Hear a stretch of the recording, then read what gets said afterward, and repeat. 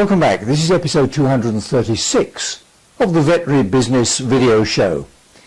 In this episode we'll hear some advice offered to a young vet who asked how to choose the right career path, and we'll learn about the 5 ways to develop your team. We'll hear how to maximise footfall for your new practice facility.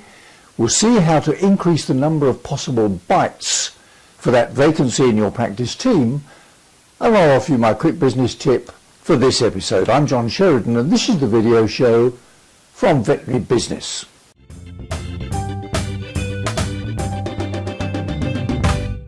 Recently I published a short video blog in which I explained why I simply didn't understand vets going on about work-life balance.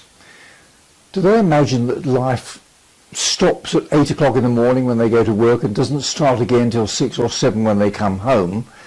Work isn't separate from life, but a key component of what life is all about.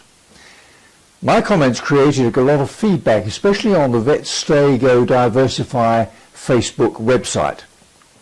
And for me, one of the most surprising issues it revealed is the number of intelligent young men and women who presumably sought a place at uni to become a vet, spent 5 years studying, then qualify, discover that a life in practice isn't what they thought it might be, and ask themselves whether they should stay, go, or diversify. Here's a clip with some extracts from a video presentation by Dave Nichol, in which he responds to a young vet who asked how to choose the right career path. So why don't we just start off with an open mind, okay? And that means writing your own story and having your own belief and going at it with a mindset of, as I have, this is the best job in the world, which is my belief. Now, I'm not saying it's an easy job. It's not. You're going to have to work hard to make it the best job in the world. It's not just going to fall in your lap, but there's definitely things you can do to influence that. And so here's a little framework I think is really useful if you've never met this before.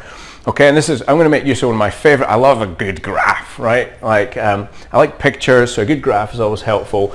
But Venn diagrams, our best friend, okay? So let's draw this little Venn diagram here, okay? And normally the circles would be equal sized, okay? But I like this framework, okay? Because when you're making choices about what you're going to do, there's a framework, and then I'm going to give you 3 questions you should ask yourself, okay? So the framework, first of all, is what are you good at? Okay, so that's the first sphere. What things are you actually good at? And you should be noticing that as you go through your university career. I was really not good at biochemistry, not particularly good at Latin, and so, anatomy was a bit of a struggle for me. Okay, so that's number 1. Next one, what do I actually like? Now, what do you like doing? Okay, I like horses, but I did not like the horsey culture that went with it. It was very exclusive to me. Although I'd ridden horses as a kid, I wasn't from a horsey background. And so I found the owners to be quite challenging, which is interesting, right? Because I really liked working with pet owners, but I did not like working particularly with horse owners. So what do people want? Okay, so out in the big bad world, just being good at something and liking it, that's called, this area here, that's a hobby. Actually, that might just be the hobby. This starts to become something you're a bit more skilled at. So this is something like a skilled hobby, okay? The hobbies don't pay you any money, and I really don't want you to be eating like feathers for the rest of your life, right? So what do people want, and what will they pay for? And it's this area of intersection, these 4 things, that if you can start ticking boxes and use this as a framework, then it might help to guide you to somewhere you're more likely to be happy, okay? So for me, what am I good at? Okay, for me this was clients and talking to people. What do I like? Animals. And it happened to be pet owners, okay? And what else did I like? Actually, I started to really pick up that I liked surgery. Okay, so surgery was something I was good at. I was good at spatial things, so I was instantly good with an endoscope. I liked ultrasound. I could picture things in 3D in a way that other people maybe seem to struggle with, okay? So imaging was actually something, and I was good at working with my hands. And also, I had an idea of where the market was going, and I thought small animal medicine down here for me made more sense because I could see that pets were something people would pay for, whereas a farm animal, I liked solving problems, okay, but there's a financial value in that where a farmer is just not going to pay. So the cool case is they may just shoot that animal, okay? That's not what I signed up to do. I wanted to fix things. So what were people going to pay for, okay? And for me, that meant pets. And what you're looking for is this bit in here, okay? That is your sweet spot. Bam, okay? Now, I think there's another 3 questions I really like to ask myself whenever I'm considering career options, okay? And so the first one I love to ask is, why me? Okay, so any project or opportunity, it's why me, okay? Why this? And why now? Now let's see who's on the video show Soapbox. The speaker on the Soapbox today is Ed Musio, Chief Executive of Group Harmonics. In this clip, Ed discusses the 5 levels of learning model for managers when it's clear that they or one of their employees needs to develop a specific skill. Hi, I'm Ed Musio, CEO of Group Harmonics, and I'm going to give you 5 ways to develop your team. We all know professional development is important. If you're a manager, part of your job is making sure your employees get better and better at their jobs. Now that's easy to say, but it's not always easy to do. Let's say this is one of your employees, and you just watched him give a presentation to some customers, and you watched in horror. He did a terrible job. You know you have to help this employee get better at presentation skills, but what exactly are you supposed to do about that? Fortunately, there's an answer. Robert Dilts defines 5 levels of learning that specify 2 things. First, they specify the issue faced by a learner, and second, they specify the role that you can take to help the learner overcome that issue. First issue is the issue of environment. Environment is what's going on around the person. So let's say, for example, that this employee has a job that never lets him give presentations until he's in front of customers. That's not an environment that supports learning. In that case, your role is the role of a guide. You want to guide that person to environments where he can develop the skill. Maybe you suggest Toastmasters, or maybe help him get some on-the-job training. Second issue is the issue of behavior. Behavior is what the person actually does. Maybe this employee spent the whole time in front of the screen, or made too many hand gestures. These are behaviors that need to be adjusted. In that case, your role is the role of a coach. You want to coach that person to behave in a different way. The third level is the level of capability. Capability is about what the person actually knows. Let's say, for example, you watch this person give this presentation, and he made several misstatements about your company's product line. That's because he doesn't know those facts. In that case, your job is to play the role of a teacher. You need to teach him the facts he needs to know so he gets better at his job. The fourth level is the level of belief. Belief is what the person thinks about the situation. So let's say you're talking to this employee about improving presentation skills, and he says to you, you know what? I believe presentation skills are hard. Most people aren't good at them. I'm not good at them, but that's pretty common. Well, that's not exactly a belief that's going to lead to any improvement. In this case, your job is to play the role of a mentor. You want to say to the person, you know what? People do get better at presentation skills, and I'm willing to help you become one of those people. Finally, at the deepest level is the issue of identity. Identity answers deep questions about who I am. So let's say, for example, you're talking to this employee about presentation skills, and he says, you know what? I'm a bad presenter. My mother was a bad presenter. I come from a long line of bad presenters. Well, that's not exactly going to get him anywhere. In this case, this may be hard to change, but if you do change it, you're going to do it by playing the role of a sponsor. You basically have to say to the person, look, I'm willing to see you as different, as someone who's good at presentations, and to keep seeing you that way until you see yourself that way. Obviously, as we go down the model, the roles get more difficult for you to play. That's the downside. The good news is, as we go down the model, the changes become deeper and more meaningful and more permanent. But the important point here to realize is that you don't want to have a mismatch. If you're trying to teach somebody facts to do their job better, but they're in an environment where they can't ever use those facts, you're going to end up frustrated and you're not going to get anywhere. Or if you're trying to coach the person to behave differently, but they have a belief that what you're saying is never going to work, again, you're both going to be frustrated. So the next time you have an employee who needs to be developed, before you jump into action, take a few minutes and figure out what's going on. Figure out the issue. Is it environment? Is it behavior?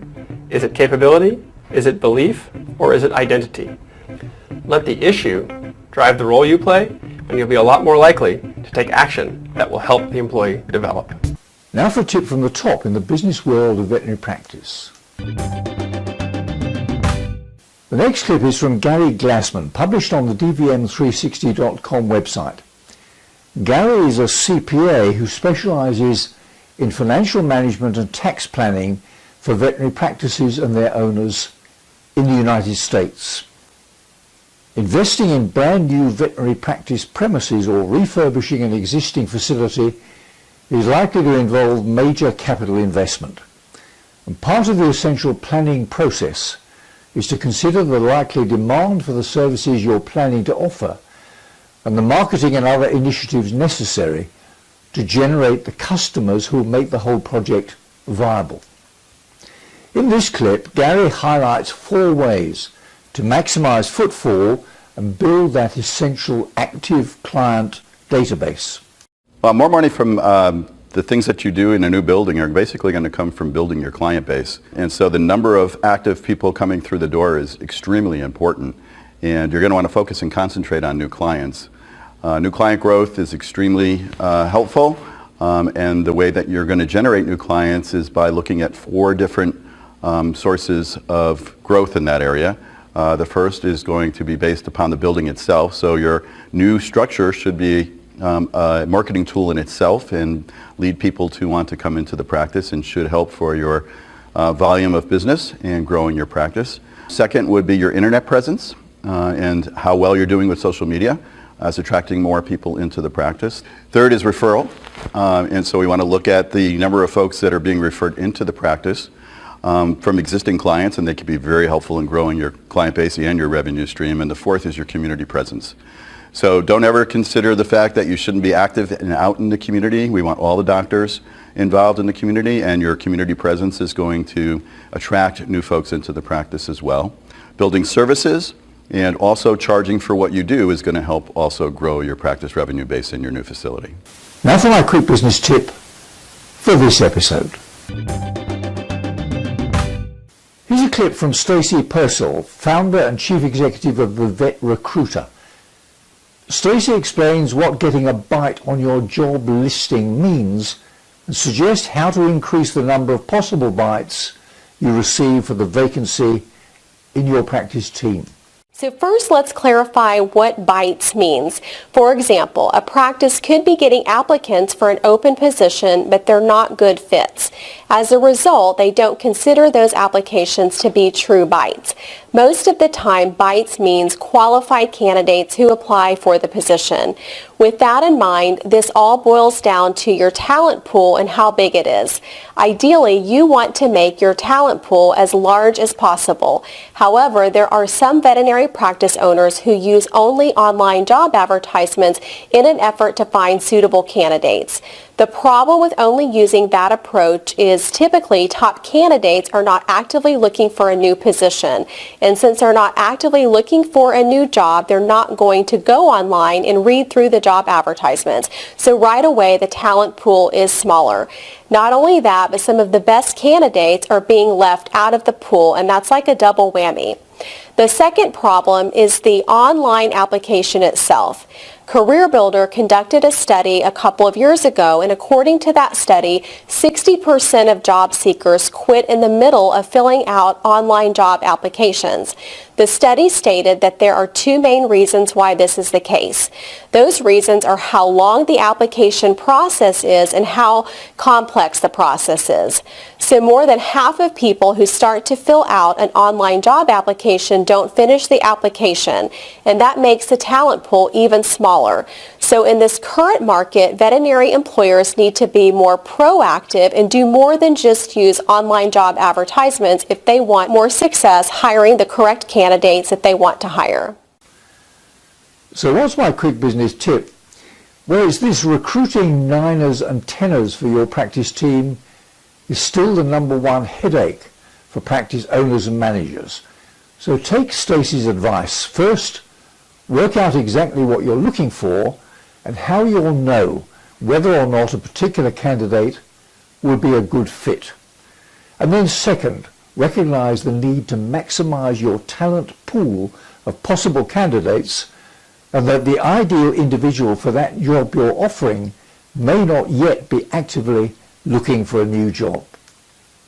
And third, acknowledge that you may need to be much more proactive about bringing new talent into the practice, and that effective recruiting is an ongoing process, not simply an irksome task when one of your team decides to leave. Well, that's about it for now. I'm John Showden, and this has been another video show from Veterinary Business. See you next time.